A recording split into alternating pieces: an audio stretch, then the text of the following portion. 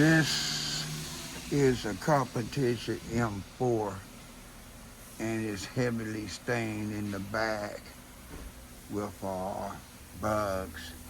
It has some bugs on the front and back windshield, and that won't be hard to take off because I got endless methods I could use to get it off the front and back windshield. But when you start talking about the body of the car, then it depends on how long the bug's been on there, how strong the chemical you got, the bug removal chemicals is, how you apply it, does it work like they say it works, because I've used bug removal chemicals that didn't work so well. So it depends on a lot.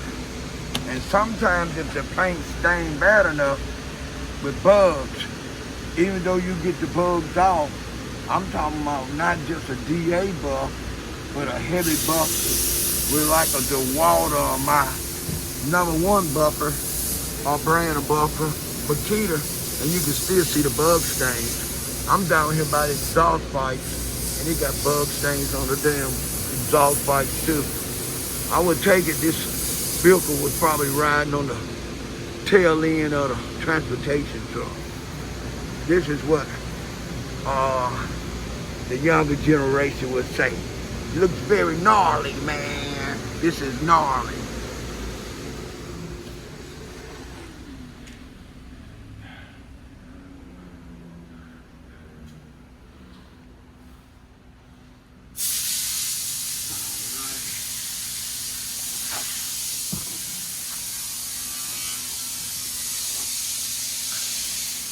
I'm gonna pre-soak it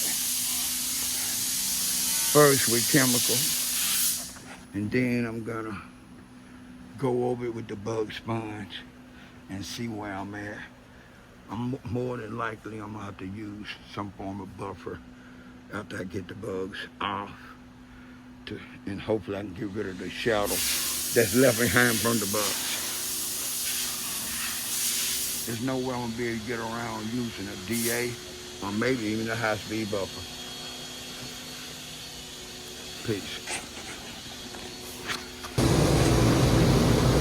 I knew I was gonna have to buff this car after I used the chemicals to get the bug stains off, because a lot of times when you use chemicals to get the bug stains off, it still leaves the print of bugs or the shadow of bugs still staining to the paint.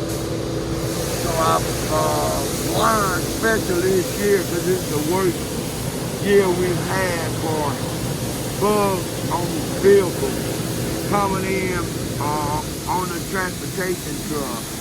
So I've learned, after I get through doing a bug stain removal, whatever residue that the chemicals didn't get off, to just go ahead and buff it.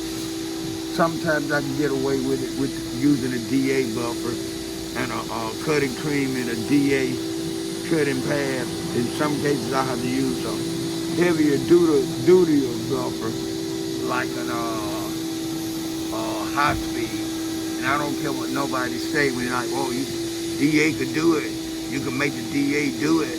He just know how to make the DA do what it do. Well, I'll tell you what, I've been using the DA for, I would say, 7 years, and I've been using a real buffer, high-speed buffer, since 1980.